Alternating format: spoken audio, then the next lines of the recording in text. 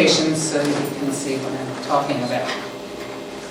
So I'm going to talk about a cancionero, a compilation of convent poetry, which there were many, especially in the Descalzed Carmelite order. This one is the most famous in Spain. It was compiled during the years between Saint Teresa of Avila's death in 1582 and her beatification in 1614. It's called the Libro de Romances y Coplas del Carmelo de Valladolid.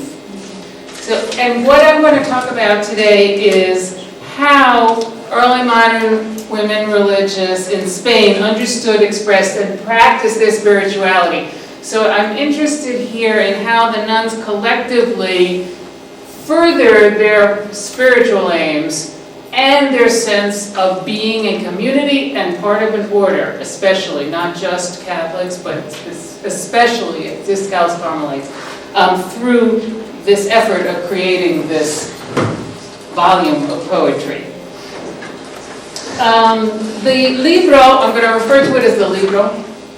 The libro echoes the forms and functions of both popular and high early modern cultural production. In that sense, it constitutes clear proof of the nuns' use of the forms and themes that were generally circulating during the second half of the 16th century in Spain. So I'm arguing that the nuns were cognizant of all the poetic currents of the time and used them, whether they were literate or not. The libro bears a close relationship, as I said, to other cancioneros of the order during the same period, including the one from Medina del Campo, studied by Ana Álvarez Belletero, and those in Catalunya, studied, and among others, by Verónica Zaragoza Gomez is here.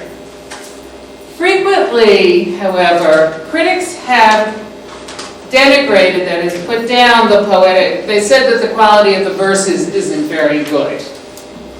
Nieves Baranda, for instance, suggests that they are, I'm going to quote in Spanish, carentes en gran parte de originalidad o valor estético. Nevertheless, convent poetry, as well as the music and other art forms, served a vital function in nuns' daily life. The collective nature of creative enterprise was especially important in this order, the Descalzed Carmelite order, right? It emphasized the commonality of women engaged in a highly focused spiritual quest. Teresian rules provided for a daily recreation period to combat boredom and advance religious goals. So we can understand, I think, the libro as one concrete example of a community endeavor undertaken to provide both education and entertainment. So always those dual goals. Despite the title of the volume, there are only 12 coplas and romances, even though it's called Libro de Coplas y Romances, in the entire volume. There are also a few liras. But the majority of poems were sung. So the nuns sang them together, right? The use of popular meters reflected a didactic purpose, as Nieves Baranda has noted, un modelo compositivo fácilmente imitable, incluso pensado para generar esa imitación. Nevertheless, there is also poetry based in a more literary mode. Most contemporary scholars assume that the biological sisters, Cecilia del Nacimiento and María de San Alberto, who were from this very interesting family, the Sobrino Morilla's family, authored the poems informed by this formal education. Their mother was a famous humanist, and they were tutored by her. Both served as convent leaders, both held many different offices throughout their lives, but they also helped to create cultural production in the convent. The modern editors of the libro divided into 9 thematic cycles: Christmas, the Eucharist, Holy Trinity, Virgin Mary, saints, habits and veils, asceticism and religious life, and 2 miscellaneous series. Okay, a variety of poetic forms develop the expected tropes, right, which are mostly authored by the sisters, but also by authors of widely circulating volumes of poetry, such as Lopez de Ubeda's Vergel. In this talk, I'm only going to focus on one theme, that is the theme of Christmas. 83 poems in the libro celebrate Jesus' birth. Most are in popular meters, especially coplas and villancicos. Indeed, and repeatedly, the villancico is the most common poetic form in the Christmas cycle. These poems manifest a recurring trope, the paradoxical continuity of the sweet innocence of the Christ child who did, become the divinity who sacrifices himself for humanity.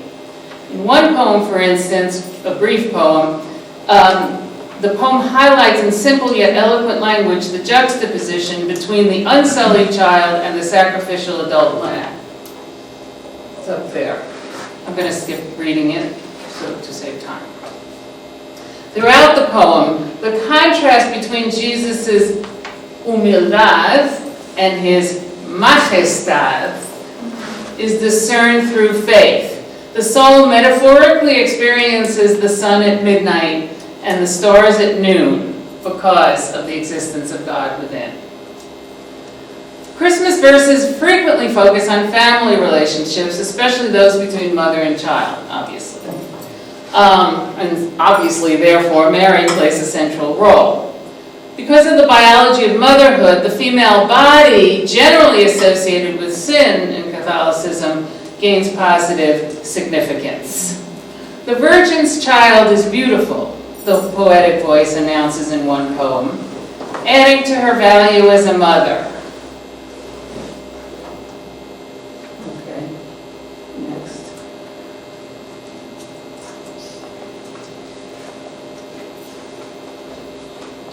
That's not it. Yep, that's it.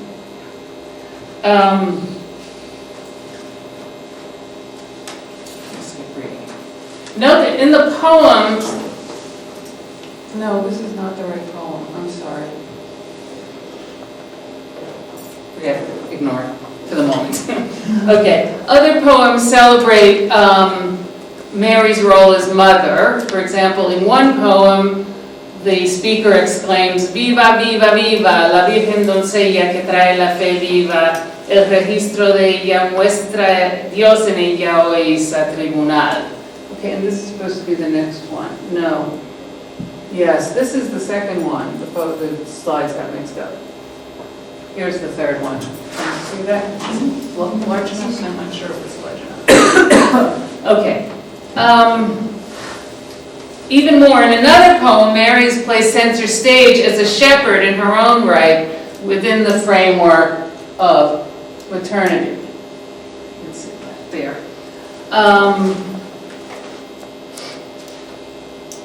And in yet another, the speaker suggests